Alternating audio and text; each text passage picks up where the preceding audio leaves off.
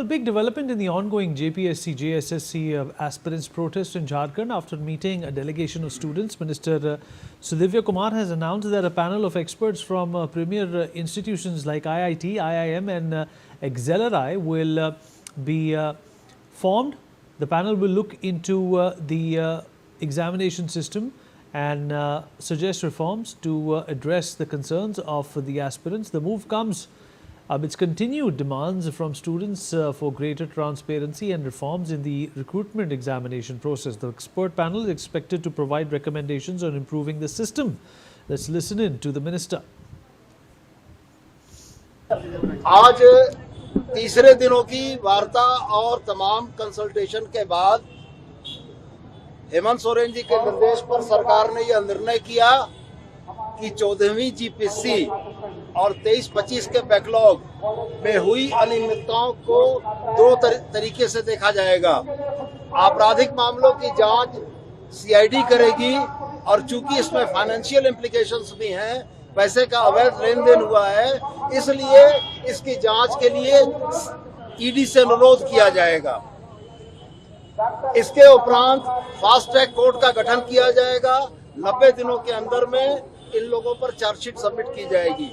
अलावे जो रिफॉर्म्स के मामले थे उस पर सरकार का यह कहना था कि विशेषज्ञों से राय लेकर आईआईटी, आईएसएम, आईएम रांची और एक्सेलराई के विशेषज्ञों की राय के आधार पर एक कमेटी बनाकर सारा रिफॉर्म्स किया जाएगा।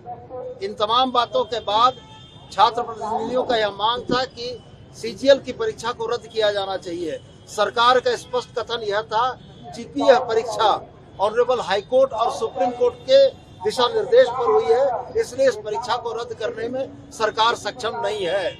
यह परीक्षा ऑनरेबल हाई कोर्ट और सुप्रीम कोर्ट की मॉनिटरिंग में चल रही है।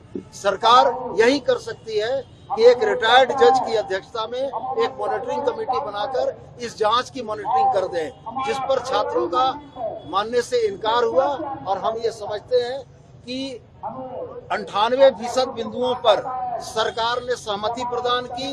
2% बिंदु पूरे में मसले में जो बचे, जो सिर्फ और सिर्फ सीजीएल की परीक्षा के रद्द करने के थे और सरकार का Manish Mehta, my colleague joins us on the broadcast.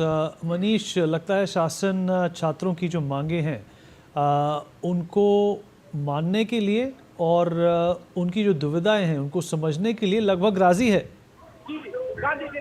बिल्कुल, देखिए यहाँ पर छात्र जो है उन्होंने ऐलान कर दिया है कि बैठक के बाद कि ये आंदोलन जारी रहेगा और कल विधानसभा के लिए मार्च कॉल होगा।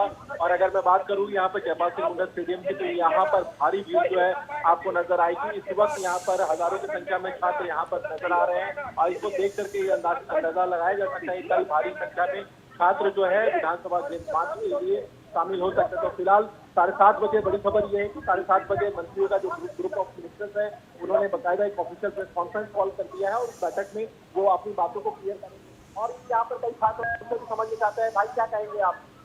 देखिए, आज तो आप लोग देख रहे होंगे यहाँ पर माहौल और मैं बस इतना कहना चाहूँगा, झारखंड के तमाम वासियों से जितने लोग जो भी किसी भी तरीके का एग्जाम में बैठे हुए हैं, बस मैं बोलूँगा कि कल 10 तारीख 10 अगस्त जो है उसको आइए। और तो बिल्कुल यहाँ पर छात्र जो है विधानसभा मार्च का उसके बारे में बात कर रहे हैं और वो दो टूक कह रहे हैं कि जो हमारी मांगे हैं वो जायज मांगे हैं और इन मांगों को सरकार को हर हाल में पूरा करना चाहिए। जी।